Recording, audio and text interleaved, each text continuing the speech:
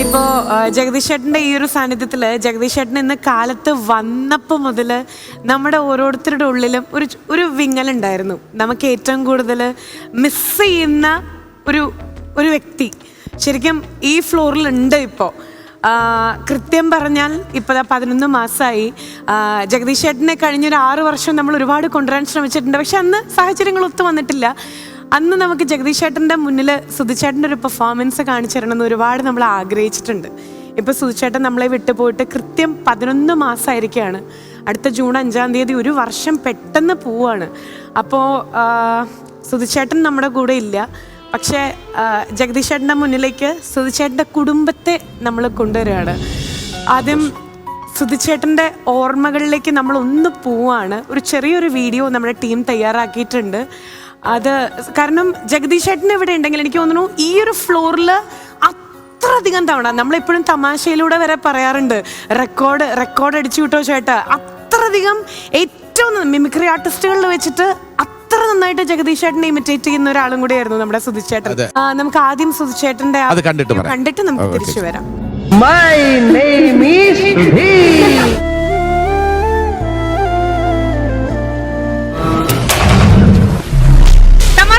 ആദ്യത്തെ കാലെടുത്ത് വെക്കണം നമ്മുടെ സുധിച്ചേട്ടനാണ്. അന്ന് നമ്മുടെ തുടങ്ങിയ ഐശ്വര്യാണ്.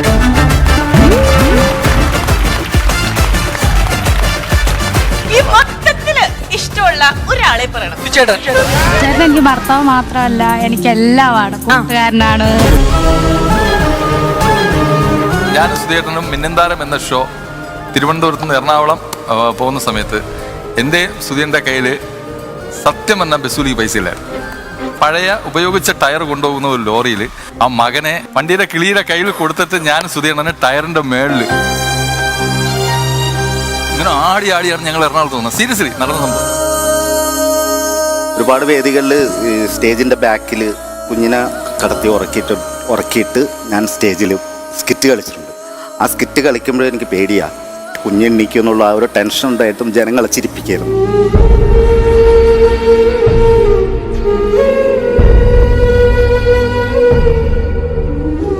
I love you, Star Magic.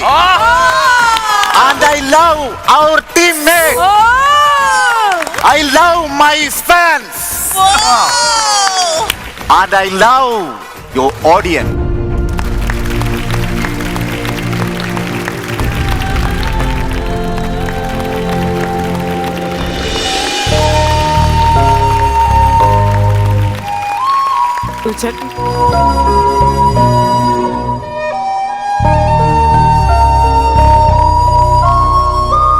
ചേട്ടനെ ഒരുപാട് മിസ് ചെയ്യുന്നുണ്ട് ഈ വേദിയിൽ.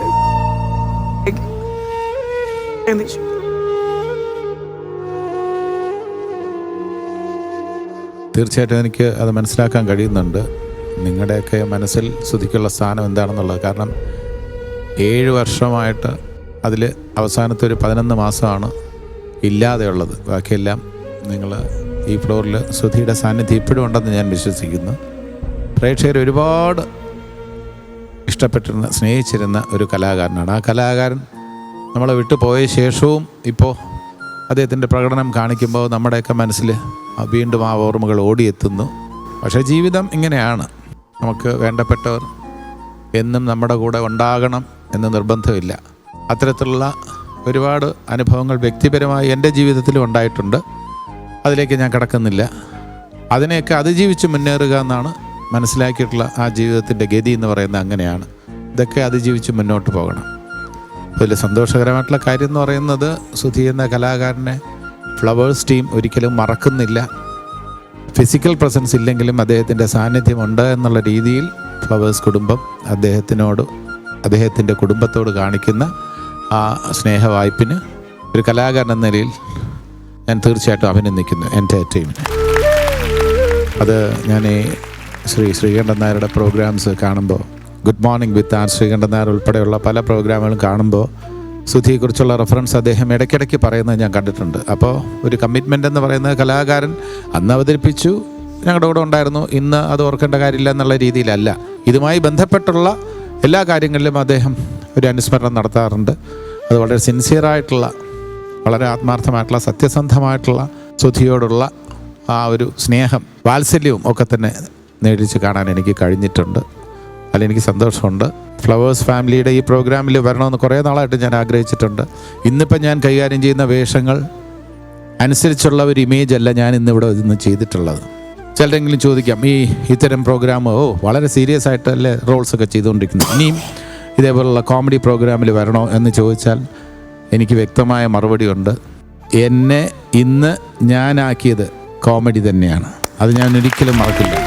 ജഗദീഷിനെ ജഗദീഷാക്കിയതിൽ കോമഡി ഷോസിന്, കോമഡി ഫ്ലോഴ്സിന്, ടി വിക്ക് തന്നെ വലിയ റോളുണ്ട്. അത് ഞാൻ ഒരിക്കലും മറക്കില്ല. അതുകൊണ്ട് ഈ വേദിയിലൊക്കെ തന്നെ ഇനിയും എന്നെ നിങ്ങൾക്ക് കാണാൻ കഴിയും.